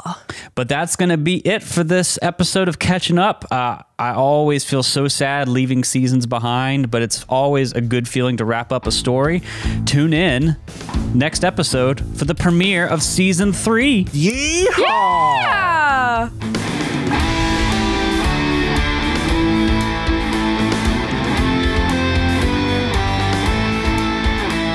Thank you so much for listening to this episode of Catching Up. If you enjoyed it, please consider subscribing, rating, and reviewing us. If you want to see more from us, check out our website, thirdgallon.com, or follow us on Twitter. We are at thirdgallon, that's THIRD gallon. You can also tweet at us using the hashtag thirdgallon, and we are on Instagram, TikTok, and Facebook with the same handle, at thirdgallon. We also publish a video version of the podcast on YouTube, which you can find on our channel, The Third Gallon. The theme for Catching Up was composed by Alexander Nakarada, and you can find more of his work at serpentsoundstudios.com and support him at patreon.com/a-nakarada. That's patreon.com/ANAKARADA. Thanks again for listening, and we'll see you next time.